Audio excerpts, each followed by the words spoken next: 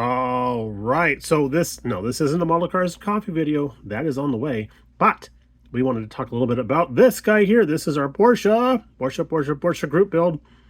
This is the Tamiya 1988 version 911 Turbo. And of course, we did this in TS17 gloss aluminum. That's a lot to say.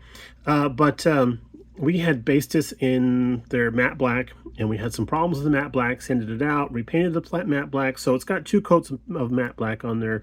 Or I should say 2 coats, but 2 spray sessions. There we go. That's the way to say that. 2 spray sessions of the matte black. And originally I was going to, be a genius and be like, oh, just mask off all the black area and then spray the silver on there. And once I got done sanding out that second pass of the matte black, I was like, now we're just just hitting this with the silver. Let's go. So so that's what we did. We let that set for several days to kind of just cure up, and also I forgot about it. So I mean, however you want to describe it. And then we decided, you know what, we'll go back and we'll do the masking on this guy. We did actually have to do a touch-up on the hood. So I've been noticing, and you guys can probably attest to this, and if you know better or any different, please let me know down below. I am very curious about this, but doing metallics, trying to sand out or buff out something going on with the metallic paint, because I had the little bits of fluff up in here. And sanding it out just wasn't going well. I think if it was the mica that was in kind of reacting with the sanding, I don't know, it was weird, but it was getting like scuffy and blemishing and stuff like that. So it was plenty well cured. It wasn't like it was gummy or anything like that. I mean, it is Tamiya lacquer. That stuff cures in like, I don't know, a couple of breaths. But it just wasn't reacting well to just doing some wet sanding on there. So I ended up masking off just the hood section and then giving it a quick touch-up spray. I think it looks great now. It's happy. I'm happy. Everybody's happy. This even even has a happy little look to it, doesn't it? But yeah, so we ended up going through it and remasking, just masking off all the blackout areas on there, and there is a lot. I was warned by the Stash Project, James Duff. He's like, "Oh, you are in for a treat," and I'm like, "What have I done?" He's like, "You'll find out." It's like, thanks, man. Appreciate that. But he did give us a heads up on that, and he was not wrong. He was not wrong. We did have a lot going on here to try and correct. And you can see we still have little oopsies there where some paint had gotten through my beautiful masking job. And there's a little bit of a wonkification going on right in here. But that was a lot worse. It had waves going all over the place. It was like a flag in the wind. I can still see there's a little bit of touch-ups we got to do along here, but this is a lot better than it was because I took the time to sit down and get out the this awesome brush here. This is a Zero. Yes, a Zero. This is by Lowe and Cornell. That's just the manufacturer of the brush. And it's their model number 7350 liner. And look at the bristles on that. That is nice and long, right? And it's a little fluffy at the end because we've been using it a lot. We've had this for quite the while. But what we did was we mixed up some X18, and then we also put in some of the Tamiya retarder. And I went almost 1-to-1 with it. I think I went 5 drops of paint to 3 drops of retarder. And what does this stuff do? This stuff slows down the curing process and thins it quite a bit too. Slows down the curing process of this stuff, because if you ever use this, take the lid off one of these here and dip the brush in there, in just a couple of moments, it'll start skinning over, like my mom's gravy. But this stuff helps slow that down, keeps it from doing that.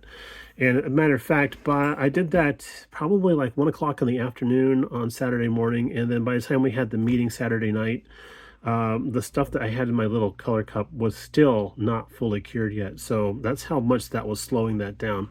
So it really helps that stuff flow, spread, and blend and all that kind of jazz. All right, so once we got all that kind of mixed up, we use this brush here, and I actually used this to mix these 2 guys, and that came out really nicely, right? Sometimes I'll use like the end of one of these little micro brushes to stir stuff up, but it just doesn't seem like it's more like scratches things than it does anything than mixing stuff. So we mix it up with this brush here, and then if you can look down here at the desktop, you can see where I was blotting my brush. what we were doing was I was trying out a technique I'd seen by a lot of people, a lot of channels I follow that are actually figure painters. And what they would do is they would just take the brush and draw it and then rotate it slightly and then draw it and rotate it slightly, not over not over the same path, but over the second path, blot out some of the excess, and then they're giving themselves that nice fine tip to the brush. And then we were able to, well, I didn't have it on this stand here. I was actually using my glasses case thing here, setting it on that, and then able to like pinky out, literally pinky out on the desktop like this, and then I'm having my index finger of my left hand braced against my middle finger of my right hand, and then braced against the edge of the end of the what is this called, the fret? I think it's called the fret. I can't remember. Epaulet? I don't know. But braced along the end of the brush there, and then we were just doing nice gentle passes, and I was channeling Van Dutch and everybody else, whoever does look at that, I'm falling pretty good there, right there. Anybody who does pinstriping, I was just doing my best to follow along there. I fixed every single edge on this car all the way around, and even this long edge, oops, not even on camera, this long edge right along here where the forward end of the grill is, went along all. So I sent pictures to some buddies and I said, look at this, this is one of the worst masking jobs I've ever done. And then I was like, actually, this is pretty on par with the masking jobs I usually do. But we went along the whole thing. We still have a couple little touch-ups here and there to do, a little bit of excess, a little bit here and there, because we were still getting the hang of it. But by the time we got done doing all the molding and the whale tail and everything on the back, I went back and I redid the window frames. It was so thin, I have to go back and do another pass of this stuff because it was flowing really nicely. And you can see it just started to run down into the panel gap. But did all this by hand. I mean, literally by hand, without any masking or anything. Just did all that on both sides, and just have to, like I said, do a second pass on there, take care of the touch-ups, and then do the window frame on the front, and then the rear window, actually you have to do the painting on the actual transparent piece that's going to go in the back there. So very, very proud of that, very happy with that result. I'm like, I got to tell you this. When I had this on a table for the meeting, Chuck from Chuck's Hobby Spot, of course, was here, and he had seen the pictures. He's like, dude, this looks fine. I don't see what you're complaining about. I'm like, no. And I told him what I did. He's like, what? So he's like, no way. I said, yeah, dude, I sat here and did the whole thing freehand and fixed it all up. And he's like, man, so we're going to call you Van Dutch. And I was like, no, I think you should probably just call me Van Doe. So that's going to be my new channel handle, Van Doe.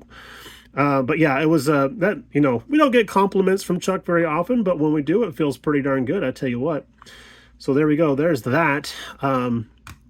And we have everything else going on with the Porsche. We've got the underside darn near done. I got some a really good speed bump warning from our friend JD, or JD's House of Hobbies.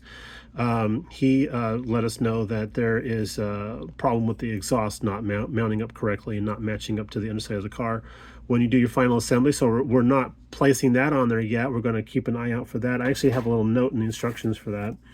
And then the wheels, they're of course made in chrome, and then we mask those off and then sprayed in there, just airbrush some X18 in there, and I like how that looks. So it's going to be, is this the front? I don't think this, yeah, this is the front. So it's going to be, she's going to be all right looking. She's going to look very, very classic, I think. Nice classic look for that. So there we go, guys. Thanks for tuning in and sticking with us through this video. And if you stuck around this long, it's cookie time. All right, we'll talk to y'all later. Bye now.